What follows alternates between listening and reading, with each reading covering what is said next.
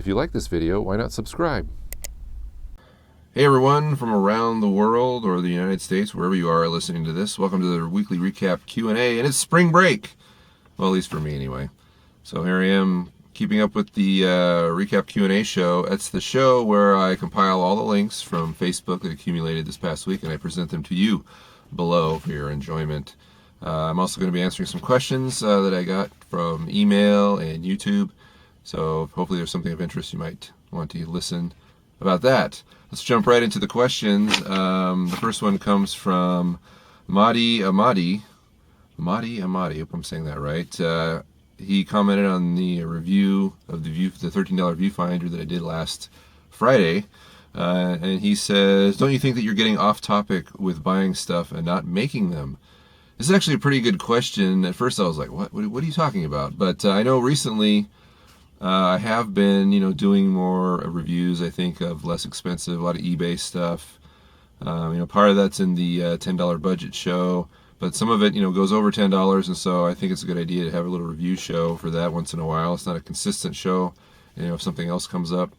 But that's an interesting question, and I've been meaning to write a blog post about this, how the gap between the cost for DIY and the cost for cheap import stuff is narrowing. I guess it all comes down to, I think both ways are frugal, by the way. If you have, it kind of comes down, Stu Mashowitz actually talked about this in his DV Rebels Guide book. I'll put a link to that below. It's a really good book. He says, that if you have more time than money, then it's probably less expensive to make something. If you have more money than time, then you're probably better off buying it because you don't have the time to spend on it. And so something like the LCD viewfinder, the cost was really close as far as, if I make one of these, it's going to take me a couple hours, and I'll still have to spend, $8 to $10 on it. Or I could buy this knockoff, which I thought was actually a pretty good deal for $13, and I'll save myself that time that I don't necessarily have. So I think both ways offer a frugal alternative. And it's one thing, if I was buying a $50 viewfinder to review, because I know that doesn't really appeal to the audience here, I don't think. Plus, as I've been doing this channel, I'm able to make a little bit of money, and I definitely want to turn that money back over into the show. So this is one way I can do it. Again, I could make everything, but I don't. But this isn't necessarily a DIY specific channel. That's a part of it, but that's not all of it. So that's why I try and do both. I try and buy stuff. I try and make stuff. Try and get a good mix. The idea is, of course, to find the best possible solution. Those are two ways you can get to the best possible solution. But if you don't agree or you have your own opinion, please comment below. I'm always interested to hear what you guys think.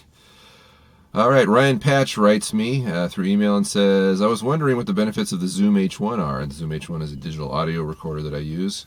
And also, what are the XLR-PRO XLR adapter benefits? I was wondering why you have both and what you suggest. I think I've touched on this before. I mention the Zoom H1 all the time because it's my go-to digital audio recorder. It's the one I use. It's pretty affordable. It's $99 typically in retail price on Amazon. And it's built to record sound, so it sounds really good. That's why I have it. If you look at some of my earlier Frugal Filmmaker episodes, you might notice that the sound is kind of hissy. That's because I'm recording directly into my camera using my cheap Radio Shack clip-on mic. And typically in cameras, the audio circuits are really cheap, really cheap. They cut corners putting those audio circuits in there, where if you buy something that's dedicated to recording sound, it should sound a lot better, and the Zoom H1 does. The reason I have the XLR-PRO is that I can use XLR mics with the Zoom H1 or with the camera, with whatever. It's really a really nice adapter. It's solidly built, and it's not super cheap. It's like $150 if you're getting a dual input, stereo, two inputs, two XLR inputs, and two unbalanced inputs. And it's got a little mixer built in. But that thing has lasted me through 3 cameras, and I also use it now when I'm doing double system sound on movie shoots. I'm using that with my Sennheiser microphone to record double system sound and sync up later. As you pointed out in your letter, Ryan also says, obviously, it's also useful for things where the actor is far from the camera. That's another good point. You can body mount the Zoom H1 easily. It's small, it's compact, it's light. You You can hide it on your actor if they're away from the camera, or if you're going to do something like for a wedding or an event, you know, where you want to attach a mic to somebody and let them walk around untethered to your camera. That's another good use for it. I've used it a lot. It's the only disadvantage, I pointed this out before in a review that I've done on this, is that it's so lightweight. I mean, you could probably easily break it if you're not careful. Something like the Tascam DRO5 is a more solid unit, so I feel a lot better about dropping the Tascam than I would the Zoom. So handle it with kit gloves and you should be okay. But it's very useful, very versatile, and I like it, and I've had mine for a while, and I've enjoyed it. So it's a good item. I also use it for all the VO stuff you hear. If you ever hear any voiceovers done by me, it's always on the Zoom. Sounds much better than going into my camera. All right, Alex Phillips gives me a long email. He says, my camera can shoot in 720p at 60 frames progressive and 1080p at 60i, or interlaced. I want a higher frame rate because I will be shooting videos of roller coasters and, as you know, move very quickly.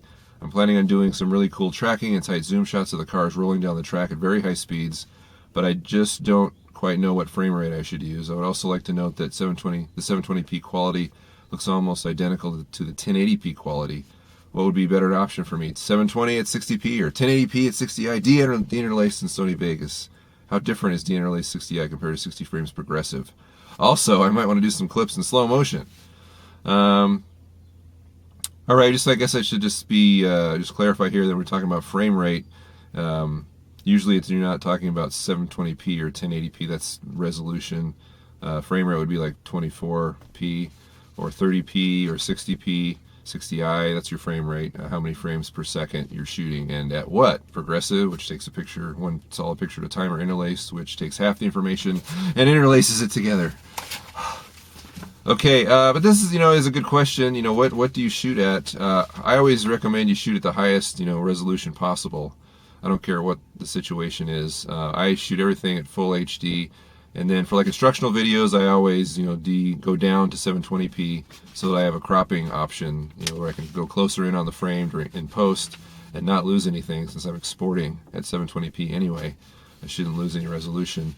But I don't know what kind of camera you have here, Alex, but this is an interesting idea that you're talking about, shooting at 1080p, even though you have a 60p option at 720p.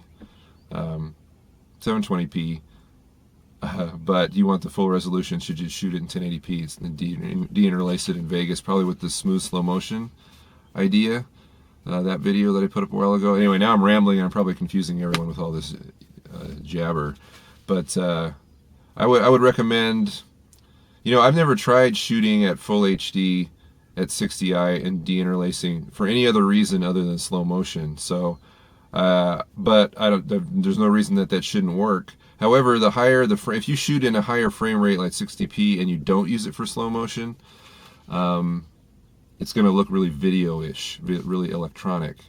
So be aware of that. Some people probably noticed that about The Hobbit. They were shooting at a higher frame rate, and so it looks more like video, looks more like the news or soap operas. So shoot at the maximum resolution you can. Try the Sony Vegas technique. I've never tried that for anything but slow motion. I'm not exactly sure how that looks, but I'll leave a link to that video. That's one reason I got my camera, the Sony NEX5N, because it does shoot at full HD at 60p, so I can slow that down. And assuming I've cranked up the shutter speed while I've been shooting it to like 125th of a second at least, it'll look really good. So I hope I haven't really confused you by this answer. I would just say, shoot at the highest frame rate you can if you're going to do slow motion. If you're not, I think I would avoid 60p because I don't think it looks that good. I think it looks too video-like unless that's what you want. But if you, de-interlace it, it could look better. I think you just need to experiment because I don't have any answers other than I always shoot at the max of everything because I just think it's the smartest thing to do, especially if you're going to go back later and do something with it. If you always have the maximum bit rate, maximum resolution, you have more wiggle room later. Okay, Noah Wallert asks me, how do you feel talking to a camera? I personally don't feel very comfortable talking to the camera. Any tips? And this kind of goes into the question of the week today, which is, how do you vlog? This show is essentially vlogging, where you're talking to the camera. So how do I make myself more comfortable doing this? Well, it is weird, I'll admit. I mean, I grew up in a theater family, so I was used to kind of doing things in front of an audience at the time, but then I dropped out of that for 10 years and I moved behind the camera. And then having to come back in front of the camera to do a show like this, it is awkward. It does feel weird. However, for me, the thing that helps me the most is I make sure that I'm totally alone. I have a really hard time if someone else is in the room or in the car, as you may have seen before. That really just completely throws my game off. I feel more self-conscious. I feel just more conspicuous, whatever. So I would recommend, that just isolate yourself so you don't have any distractions. Turn on the camera, just do your thing. I'll admit that my presentation probably isn't the best. If you look at some of my older shows, I'm just, man, I am so dry. And I still am kind of dry, but I appreciate people that can really present themselves in a very entertaining and humorous way. I mean, you got the guys that, did the original Indie Mogul, Eric Beck and those guys, even Zach Frinfrock, and of course you have Dave Knopp at Knopp Top. He's great. I love his show. I love his presentation. It's his personality. The personalities of these guys really come through, and they're really engaging to watch. To be totally honest, I think the benefit of my shows are just kind of an onslaught of information. I try and give as much information as possible so that the lack of my presentation doesn't, make people click away, but that there's so much information coming through that hopefully, that's what engages people more than my personality, because I don't think it comes through as well in the actual shows that I do versus something like this where I'm a little more loose and personable. I don't know. But I'm curious to hear, other people out there that do vlogging, how they do it, how they make their presentation more successful, or what their secrets are to maybe get more relaxed. Because for me, this is a show that I do all in one take. There's no editing. You probably noticed that because I don't have a lot of time to do it. So I just have to turn on the camera and go, go, go. So I have to be kind of in the right place to do it because I don't have time to start over if I mess up. You see everything in this show. Very few times I've ever actually started the show over. So anyway, Alex, I was Alex, right? I hope that helps. I know it's Noah, sorry. Noah, I hope that helps. It is hard. Practice makes perfect. Try it, a bunch of times where you're not actually going to publish anything, where you can get and show it to people, get feedback, which is hard because then you're really exposing yourself anytime you do this type of thing. However, I will say that you can always have someone else do it. Some shows, the producer, the person that's writing the show, putting the whole show together, will often have somebody else do it. Hilo Cooking is a good example of this. Christopher Sharp, the producer, and the shooter is behind the camera, and they work together really well. But the only problem with something like that is, of course, is that then you have to schedule somebody else. You have to get somebody else involved. It takes more time, more organization. And if that person decides not to do it anymore, well, you're kind of up a tree. You are the easiest person to schedule. You control your schedule. You can just put a camera up and do it. I mean, even in a real simple environment like this one, this is probably the simplest way you can do a show like this. Maybe not the simplest, but for me, it's the one that sounds the best audio-wise. So anyway, I'm rambling again, but I hope that helps. Okay, so this week, the question, how do you vlog? Please leave your comments below. What are your secrets or tips for doing an effective talk to the camera type of show? This week is full episode of The Frugal Filmmaker and the project. It's kind of a DIY project, sort of. I'm sort of merging the two of buying something cheap and repurposing it, kind of. It's going to be so simple you're going to say, well, that's probably not even worthy of a show. I don't know. But it's the frugal follow focus, and I think it's worthy of a show, actually. And it's just one of those things where you're probably like, oh, why didn't I think of that? I don't know. It was so simple. It's so simple. It's simple. Anyway, so that's this week. Don't forget, if you want to have a question answered on this show, it's thefrugalfilmmaker@gmail.com. Can you tell I'm kind of loopy? There's the blog, thefrugalfilmmaker.com. There's the Facebook group. A lot of people there. You can answer questions, give you comments, critiques, whatever you would like. And there's Twitter. All those links are found below at Frugal Filmmaker on Twitter. And this is spring break for me, so I'm going to produce that show. Do a lot of homework because I have a bunch of things coming due.